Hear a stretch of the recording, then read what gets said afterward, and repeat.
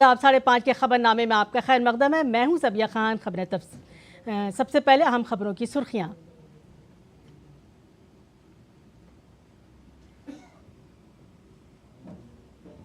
महाराष्ट्र के दौरे पर वजीर आजम मोदी ने वर्धा में कौमी पीएम विश्वकर्मा प्रोग्राम में की शिरकत।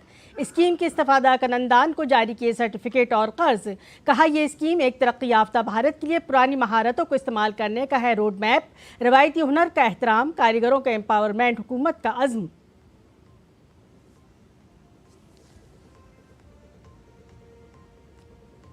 वजीर दाखिला अमित शाह ने झारखंड के दौरे पर भाजपा परिवर्तन यात्रा का किया आगाज।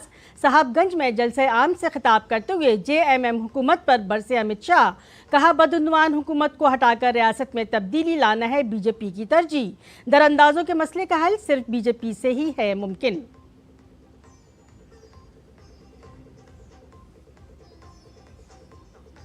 मरकजी वजीर दाखिला अमित शाह ने नई दिल्ली में छत्तीसगढ़ के नक्सल तशद्दुद मुतासरीन से की मुलाकात।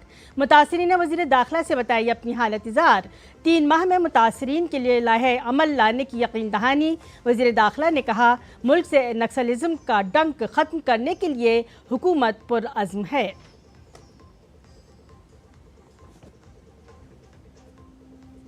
हुकूमत के 100 दिन मुकम्मल होने पर वजीर सेहत जेपी नड्डा ने कहा आयुष्मान भारत के जरिए भारत बना है दुनिया का हेल्थ इंश्योरेंस स्कीम चलाने वाला मुल्क।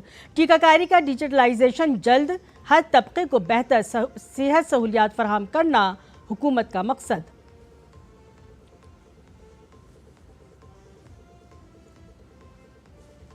चेन्नई टेस्ट के दूसरे रोज बांग्लादेश की पहली इनिंग्स 149 रन पर सिमटी। जसप्रीत बुमराह ने 4 विकेट लिए। भारत ने पहली इनिंग्स की बुनियाद पर 227 रन की हासिल की बरतरी।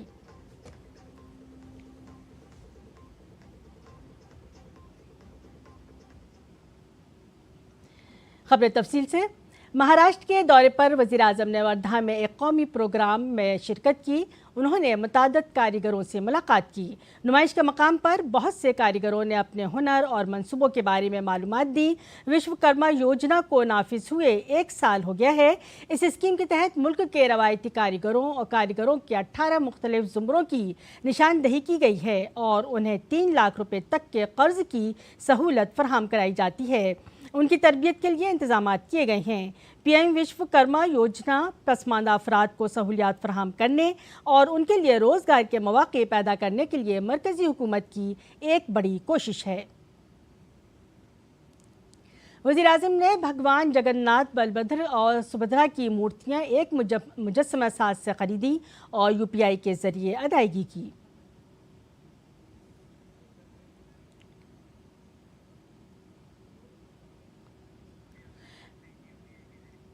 ये आप देख रहे हैं यूपीआई के ज़रिए वज़ीर आज़म मोदी रकम की अदायगी कर रहे हैं। मूर्तियां खरीदी है, उनकी रकम की अदायगी यूपीआई के ज़रिए वज़ीर आज़म मोदी ने की है। ये मूर्तियां जो हाथ में लिए हुए हैं वज़ीर आज़म, उनकी यही मूर्तियां खरीदी हैं। पीएम विश्वकर्मा योजना के 1 लाख इस्तेफादा कंदान को स्किल सर्टिफिकेट जारी किया गया। 75,000 मुस्तहिकीन को कर्जे जारी किए गए। स्कीम के तहत कारीगरों को 18 ट्रेड में मदद मिलती है। अलामती तौर पर वज़ीर आज़म ने 18 मुस्तहिकीन में कर्जे तकसीम किए। उन्होंने एक यादगारी टिकट जारी किया। वज़ीर आज़म ने कहा कि कांग्रेस की जहनीत भारत के रवायती महारतों और रवायात को तबाह करने की रही है और इस तरह कांग्रेस ने दलितों और मुल्क के पसमानदा तबकात की तौहीन की है। साथियों, हमारे पारंपरिक कौशल में सबसे ज्यादा भागीदारी एससी, एसटी और ओबीसी समाज के लोगों की रही है। अगर पिछली सरकारों ने विश्वकर्मा बंधुओं की चिंता की होती तो इस समाज की कितनी बड़ी सेवा होती। लेकिन कांग्रेस और उसके दोस्तों ने एससी, एसटी, ओबीसी को जानबूझ करके आगे नहीं बढ़ने दिया। हमने सरकारी सिस्टम से कांग्रेस की इस दलित, पिछड़ा विरोधी सोच को खत्म किया है। पिछले 1 साल के आंकड़े बताते हैं कि आज विश्वकर्मा योजना का सबसे ज्यादा लाभ एससी, एसटी और ओबीसी समाज उठा रहा है। वजीर आजम ने महाराष्ट्र हुकूमत के आचार्य चाणक्य स्किल डेवलपमेंट सेंटर का इफ्तिताह किया, जिसमें 15 से 45 साल की उम्र के नौजवानों को तरबियत दी जाएगी, जिसके लिए रियासत के 1000 कॉलेजों में स्किल डेवलपमेंट ट्रेनिंग सेंटर कायम किए जाएंगे। उन्होंने पुण्या श्लोक अहल्या देवी होलकर वेमन स्टार्टअप स्कीम भी शुरू की। इसके तहत महाराष्ट्र में खवातीन की क़यादत वाले स्टार्टअप्स को इब्तदाई मरहले में 25 लाख रुपए तक की माली मदद फराहम की जाएगी।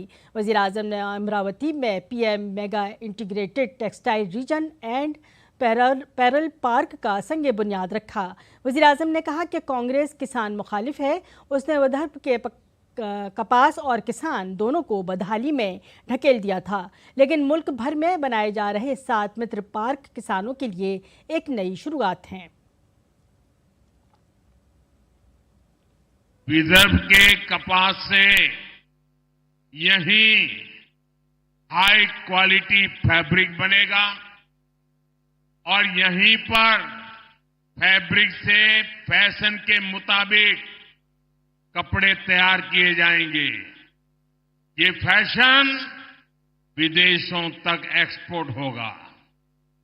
इससे किसानों को खेती में होने वाला नुकसान बंद होगा, उन्हें उनकी फसल की अच्छी कीमत मिलेगी, उसमें वैल्यू एडिशन होगा। अकेले पीएम मित्र पार्क से ही यहां 8 से 10 हजार करोड़ रुपए के निवेश की संभावना है। इससे विदर्भ और महाराष्ट्र में युवाओं के लिए रोजगार के 1 लाख से ज्यादा नए अवसर बनेंगे। वज़ीर-ए-आज़म नरेंद्र मोदी कल से अमेरिका के 3 रोज़ा दौरे पर होंगे। पीएम मोदी पीर को अक़वाम मुत्तहिदा में समिट ऑफ द फ्यूचर से भी खिताब करेंगे। सोमवार को प्रधानमंत्री नरेंद्र मोदी यूएन में समिट ऑफ द फ्यूचर को संबोधित करने वाले हैं और उसको लेकर ढेर सारी बातें हो रही हैं, ढेर सारी आशाएं और उम्मीदें हैं और इस बात को पर ध्यान दिया जा रहा है। सबकी उत्सुकता है कि आखिर भारत के प्रधानमंत्री क्या कुछ सुझाव देंगे। हमारे साथ में इस वक्त कुछ भारतीय छात्र मौजूद हैं, न्यूयॉर्क यूनिवर्सिटी में हम मौजूद हैं और उनसे जानने की कोशिश करते हैं कि समिट ऑफ द फ्यूचर को लेकर के वो क्या सोचते हैं, क्या भविष्य हो इस दुनिया का, उसके लिए क्या सुझाव दिया जाए, वो क्या सोचते हैं, इस पर बात करेंगे। क्या सोचते हैं आपकी समिट ऑफ द फ्यूचर की बात हो रही है, एक बेहतर भविष्य के लिए क्या कुछ होना चाहिए? सर बिल्कुल, जैसे प्रधानमंत्री जी नरेंद्र मोदी यहाँ पे आ रहे हैं मंडे को, तो पहले तो वो विकसित भारत का सपना लेकर आ रहे हैं। तो सस्टेनेबल ग्रोथ जैसे हो गया, इकोनॉमिक रिफॉर्म्स हो गया, वो सारे पहलू जो है विकसित भारत के, वही एक ग्लोबल लेवल पर एड्रेस हो रहा है थ्रू ये समिट। और यही आशा करते हैं कि ये समिट से जो चीज़ें अच्छी हो रही है, वही चीज़ें जो प्रधानमंत्री जी देश में करना चाहते हैं, वही चीज़ें ये ग्लोबल लेवल पर इम्पैक्ट, वैश्विक लेवल पर जो भारत में करना चाहते हैं उसको वैश्विक लेवल पर करने की ज़रूरत है। आपको लगता है कि जो एनवायरनमेंट, क्लाइमेट चेंज, इसको लेकर के भारत बहुत काम कर रहा है और दरअसल बहुत सारे जो गोल्स हैं वो दुनिया के तमाम देशों से बेहतर तरीके से परफॉर्म कर रहा है। एक बड़ी भूमिका हो सकती है क्लाइमेट चेंज को लेकर के उस एक भविष्य को बेहतर बनाने के लिए? बिल्कुल, क्योंकि भारत में लोग बहुत होशियार हैं, हर तरीके के इंजीनियरिंग्स हैं, वहाँ पे टेक्नोलॉजी है। यूएस में इधर समिट के लिए प्रधानमंत्री जी आ रहे हैं, तो होपफुली बाकी सारे लीडर्स के सपोर्ट से भारत को और एक अलग लेवल पे पूरे देश को क्लीन टेक्नोलॉजी की तरफ एक दूसरी दिशा मिलेगी, इकोनॉमिकल सपोर्ट मिलेगा। आपको लगता है कि देशों के बीच में कोऑपरेशन, जब हम भारत में प्रधानमंत्री मोदी कहते हैं सबका साथ सबका विकास, तो वो जो सूक्ति है वो कहीं ना कहीं दुनिया के लेवल पर भी लागू होना चाहिए और प्रधानमंत्री मोदी इस बात को एम्फेसाइज करते रहे हैं? मेरा ये है कि समिट ऑफ द फ्यूचर है जहाँ पे हम लोग को नेक्स्ट स्टेप ऑफ कोलैबोरेशन दिखेगा हमको हर देशों में, एंड यही हमको फोकस, यहीं पे अपना जो focus of climate and technologies है, यहीं पे सबसे ज़्यादा महत्वपूर्ण रहेगा अपना हमारा बात करना। So that's why I feel ये इसमें हमको समिट में सब बात होना चाहिए ज़्यादा। जी, तो तकनीक की बात होनी चाहिए। आपको लगता है कि समिट ऑफ द फ्यूचर को स्पेशल बनाएगा, भारत के जो व्यूज़ हैं वो? बिल्कुल। आई थिंक भारत जिस तरीके से हमारे पास जितने इंटेलिजेंट लोग हैं वहाँ पे हम लोग ऑलरेडी बहुत सारे रिसोर्सेस है, इसलिए इवन यूएस में और जहाँ भी हम बोलते हैं कि वो बहुत ज़्यादा आगे बढ़ चुके हैं, उसमें बहुत महत्वपूर्ण हाथ हम भारतीयों का रहा है। And I think Modi ji के नेतृत्व में हम लोग ऑलरेडी बहुत चीज़ों में आगे बढ़ चुके हैं। अब देखा जाए जैसे कि एआई में टेक्नोलॉजी का यूज़ ज़्यादा होने लगा है, जो भी चीज़ें ज़रूरत है वो भारत में लाई जा रही है। एंड ऐसा पूरा एनवायरनमेंट दिया जा रहा है जिसमें हम आगे बढ़ सके। तो ग्लोबल लेवल पर उस बात को इम्पैक्ट कर सकते हैं प्रधानमंत्री मोदी जो वो देश में लागू करने की कोशिश कर रहे हैं, और यही शायद इस बात की सबसे बड़ी थीम है कि जो देश में लागू किया है उसको दुनिया में लागू कर दिखाएंगे, सबको साथ लेकर चलेंगे और सबके कॉपरेशन की ज़रूरत होगी। ये यहाँ के प्रतिभाशाली मेधावी भारतीय छात्रों का कहना है। तो कैमरामैन संजय जैना के साथ Nikhil Singh, DD news, New York. मरकजी वजीर दाखिला अमित शाह ने झारखंड के साहबगंज में एक जलसे आम से खिताब किया। रियासत की हेमंत हुकूमत को निशाना बनाते हुए वजीर दाखिला ने कहा कि झारखंड हुकूमत पूरी तरह से बदउनवानी में मुलव्वस है। झारखंड के कबायली दरअंदाजों की वजह से परेशान हैं, लेकिन बदउनवानी में डूबी हेमंत हुकूमत को उसकी कोई परवाह नहीं है। परिवर्तन यात्रा का बुनियादी मकसद रियासत से दरअंदाजों को भगाकर रियासत में तब्दीली लाना है। परिवर्तन करना है, ये भ्रष्टाचारी सरकार हटाकर भ्रष्टाचार रोकने वाली सरकार लाने का परिवर्तन करना है। परिवर्तन करना है। ये आदिवासियों की भूमि, आदिवासियों की बच्चियां और आदिवासियों के संस्कार को घुसपैठियों के हाथ तबाह करने वाली सरकार हटाकर चुन चुन कर घुसपैठियों को देश के बाहर निकालने वाली सरकार लाना है। मरकजी वज़ीर दाखिला और ताउन अमित शाह ने नई दिल्ली में अपनी रहायशगाह पर छत्तीसगढ़ में नक्सली तशद्दुद के मुतासरीन से मुलाकात की। नक्सली तशद्दुद के मुतासरीन ने अपनी हालत इज़ार बताई और इंसाफ और बाज़ाबादकारी का मुतालबा किया। इस टीम की क़यादत बस्तर शांति समिति कर रही थी, जो रियासत में नक्सल मुतासरा इलाकों में अमन व अमान और तरक्की के लिए सरगर्म है। मोदी हुकूमत की तीसरी मियाद के 100 दिन मुकम्मल होने पर मरकजी वजीर सेहत जेपी नड्डा ने एक प्रेस कॉन्फ्रेंस की और हुकूमत की कामयाबियों का शुमार किया। नड्डा ने कहा कि गुज़श्ता 100 दिनों में 15 लाख करोड़ रुपए की सरमायाकारी की गई है। वजीर सेहत ने कहा कि 70 साल से ज़्यादा उम्र के तमाम लोगों को आयुष्मान भारत के दायरे में लाकर मोदी हुकूमत ने इंतखाबात के दौरान किया गया अपना वादा पूरा किया है। उन्होंने कहा कि वज़ीर आज़म अक्टूबर के माह में इसका आगाज़ करेंगे। जेपी नड्डा ने कहा कि वज़ीर आज़म मोदी ने मुल्क के सियासी कल्चर को बदल दिया है। World's largest health coverage program is Ayushman Bharat, और उसको हम लोगों ने इम्प्लीमेंट किया। सभी बुजुर्गों को irrespective of any income group, all have been included in Ayushman Bharat above the age of 70. 4.5 crore families are to be added, have been added, which amounts to 6 crore people. 6 crore लोगों को और जोड़ा जाएगा और सीनियर सिटीजन्स को, और उनको 5 लाख रुपए का फैमिली बेसिस पे उनको हेल्थ कवर दिया जाएगा। सदर जमहूरिया द्रौपदी मुर्मू झारखंड के अपने 2 रोज़ा दौरे पर हैं। सदर जमहूरिया ने रांची में ICAR national institute of agricultural higher processing की 100 साला तकरीबात में शम्मा रोशन करके प्रोग्राम का आगाज़ किया। इस प्रोग्राम में गवर्नर संतोष कुमार गंगवार, मरकज़ी वज़ीर ज़राअत शिवराज सिंह चौहान और झारखंड के वज़ीर आला हेमंत सोरेन भी मौजूद थे।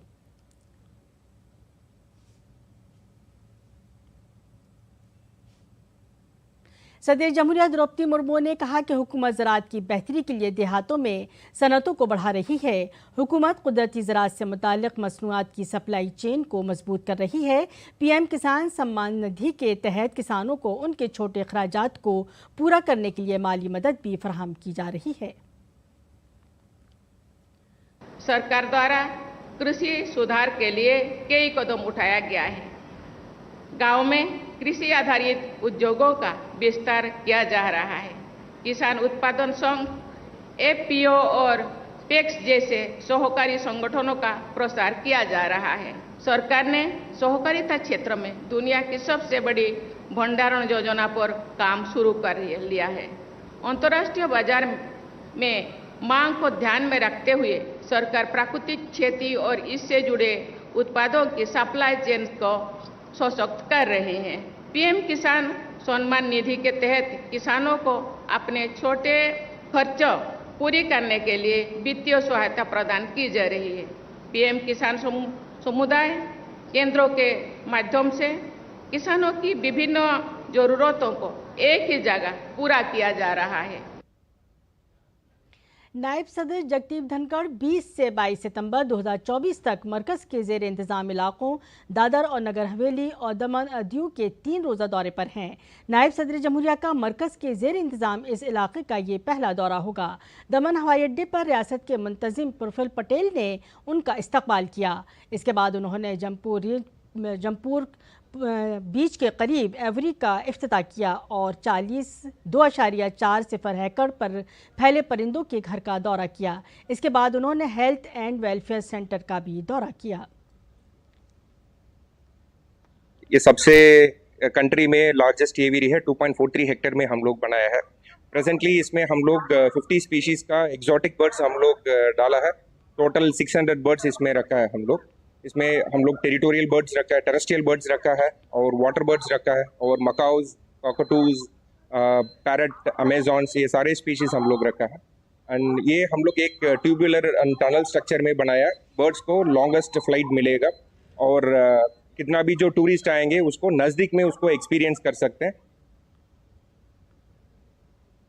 ये जो पक्षी घर बनाया है बहुत ही बेहतरीन है और बहुत सारे आपने चिड़ियाघर देखे होंगे, मगर ये इतने से कैंपस में बहुत अच्छी तरह से सजाकर ये कैंपस को बनाया गया है। इसमें विदेश के बहुत सारे बर्ड्सों को लाया गया है और ऐसे बर्ड्स हैं जो बच्चों को काफ़ी लुभाएंगे और ये बच्चों के लिए एंटरटेनमेंट के लिए बहुत अच्छा रहेगा और इससे पर्यटन क्षेत्रों को बहुत फायदा होगा।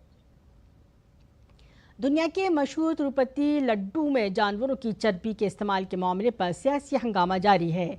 चंद रोज़ कबल आंध्र प्रदेश के वज़ीर आला एन चंद्रबाबू नायडू ने गुज़श्ता YSRCP सरकार पर दुनिया के मशहूर तिरुपति लड्डू में जानवरों की चर्बी का इस्तेमाल करने का इल्ज़ाम लगाया था। सीएम नायडू ने NDA लेजिस्लेचर पार्टी के इजलास से खिताब करते हुए दावा किया था कि तिरुमला लड्डू भी गैर मेयारी अज्जा से बनाए जाते हैं। इसमें घी के बजाय जानवरों की चर्बी इस्तेमाल की गई थी।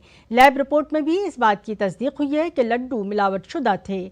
लैब की रिपोर्ट सामने आने के बाद TDP के तर्जुमा अनु वेंकटा रमन रेड्डी ने कहा, गुजरात में नेशनल डेयरी डेवलपमेंट बोर्ड को जांच के लिए भेजे गए नमूनों की लैब रिपोर्ट इस बात की तस्दीक करती है कि गाय की चर्बी, जानवरों की चर्बी और मछली के तेल का इस्तेमाल किया गया था। वज़ीर आला नायडू ने यह भी कहा कि इस अमल में जो भी मुलव्वस हैं उन्हें बख्शा नहीं जाएगा, इनके खिलाफ सख्त कार्रवाई की जाएगी। सीएम ने कहा कि लैब की रिपोर्ट से वाज़ेह है कि प्रसाद के मयार से समझौता किया गया है और कार्रवाई होनी चाहिए। इस सब के जिम्मेदार कुछ लोगों के खिलाफ कार्रवाई की गई है।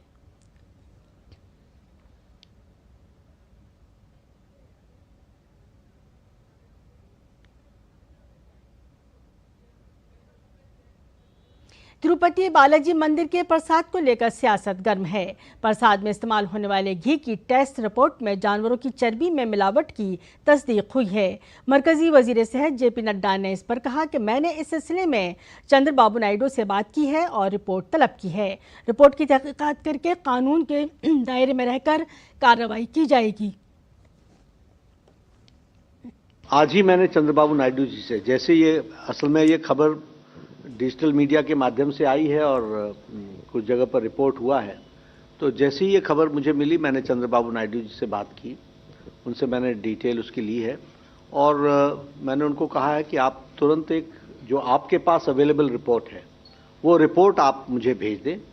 उस रिपोर्ट को मैं एग्जामिन भी करूंगा, स्टेट रेगुलेटर से भी बातचीत करूंगा, suitable action will be taken accordingly. जो भी कानून के दायरे में और जो भी हमारी नियमावली food safety standards authority of India के तहत आती है उसके तहत हम इस पर कार्रवाई करेंगे। तिरुपति प्रसाद में मिलावट की खबर के बाद बीजेपी हमलावर है। मरकजी वजीर गिरिराज सिंह ने तिरुपति प्रसाद तनाज़े पर कहा कि इस मामले की सीबीआई इंक्वायरी होनी चाहिए। मामला सिर्फ मिलावट का नहीं है, ये हिंदू मजहब के खिलाफ एक संगीन मामला है, क्योंकि जिस हुकूमत ने ये किया वो एक मखसूस तबके से ताल्लुक़ रखती थी। तिरुपति में जो लड्डू में चर्बी मिलाने का आया है, मैं उसमें दो बातें कहूँगा। पहला कहूँगा कि वो 20,000 करोड़ का उसका वर्थ है और वो उसकी सीबीआई से जांच होनी चाहिए। हमें मालूम हुआ, मैं 2 साल पहले गया था, शिरजा दुनिया की सबसे बड़ी महिलाओं का डेयरी का एक फार्मर प्रोड्यूसर कंपनी है, उससे घी नहीं लेती थी ये सरकार। अब जांच का सीबीआई के जांच के दायरे में आना चाहिए कि कितने रुपए का घी लिया गया, कौन चर्बी का घी क्यों लिया गया। और दूसरा प्रश्न, ये हिंदू धर्म के साथ घोर अत्याचार है। जिस सरकार ने की थी वो एक खास कम्युनिटी से बिलोंग करता है। दिल्ली हाई कोर्ट ने दिल्ली खवातीन कमीशन में तकर्रियों में बेज़ाब्तगियों के मामले में मुलजिमा स्वाति मालीवाल की अर्जी को मुस्तरद कर दिया। स्वाति मालीवाल ने ज़ेली अदालत से इल्ज़ामात तय करने के हुक्म को दिल्ली हाई कोर्ट में चैलेंज किया था। स्वाति मालीवाल पर अगस्त 2015-2016 के दौरान खवातीन कमीशन की चेयरपर्सन के ओहदे पर फाइज रहने के दौरान आम आदमी पार्टी के कारकुनों को गैर कानूनी तौर पर तैनात करने का इल्ज़ाम था। बीजेपी ओबीसी मोर्चे ने राहुल गांधी के काबिल एतराज़ तबसरे पर दारुल हुकूमत दिल्ली में कांग्रेस के दफ्तर पर ज़बरदस्त मुजाहिरा किया। बीजेपी के रियासती सदर वरिंदर सचदेवा की क़यादत में इस मुजाहिरे में सैकड़ों बीजेपी कारकुनों ने हिस्सा लिया। राहुल गांधी को निशाना बनाते हुए वरिंदर सचदेवा ने कहा कि कांग्रेस का शहजादा पीआर टीम की हिदायत पर काम करता है। गैर मुल्की सरजमीन पर वज़ीर आज़म के खिलाफ उनकी नाशाइस्तगी और उनका असली चेहरा बेनकाब करती है। प्रियंका गांधी के सियासत में जहर घोलने वाले बयान पर बीजेपी ने जवाबी हमला किया है। बीजेपी लीडर गौरव भाटिया ने कहा कि जहर बीजेपी ने नहीं बल्कि कांग्रेस ने घोला है। जब राहुल गांधी आईनी ओहदे पर फाइज वज़ीर आज़म के बारे में काबिल एतराज़ बयान देते हैं, अगर सोनिया गांधी उन्हें मौत का सौदागर कहती हैं तो उन्हें कोई काबिल एतराज़ बयान देने का कोई हक नहीं है, जब तक कि वो अपने काबिल एतराज़ बयान पर मुल्क से माफ़ी नहीं मांग लेते हैं। प्रियंका जी, राहुल जी, सोनिया जी, ये सब वो नेता और नेत्री हैं जिन्होंने जहर घोला और आदरणीय प्रधानमंत्री जी को राहुल गांधी ने कहा सड़क पर डंडे पड़ने चाहिए। राहुल गांधी सोनिया गांधी मौत का सौदागर बुलाती है। अगर आपत्तिजनक भाषा का इस्तेमाल राहुल गांधी, सोनिया गांधी, प्रियंका गांधी वाड्रा और खड़गे जी करते हैं तो आपको कोई हक नहीं है कि आप इस तरह का वक्तव्य दें, क्योंकि अभी तक आपने देश की जनता से माफी नहीं मांगी है। इसरो के साबिक साइंसदान और पद्म भूषण नमोमी नारायणन ने मरकजी काबीना की तरफ से भारत के चौथे चंद्र मिशन को मंजूरी देने पर खुशी का इजहार किया है। चंद्रयान 4 के लिए रकम मंजूर कर ली गई है।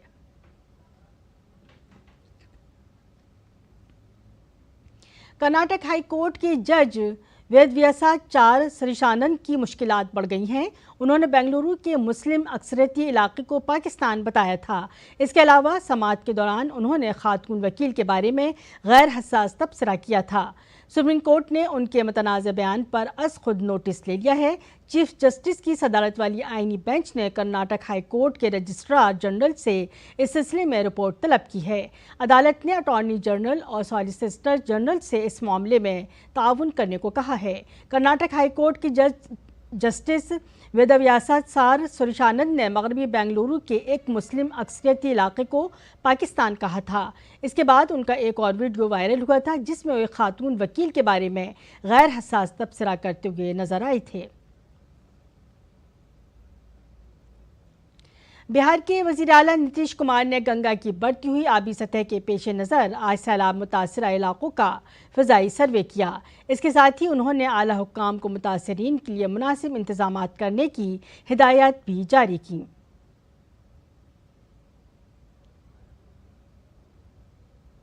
बीजेपी कांग्रेस सदर मल्लिकार्जुन खड़गे के वजीर आजम को लिखे गए खत पर मुसलसल हमला कर रही है।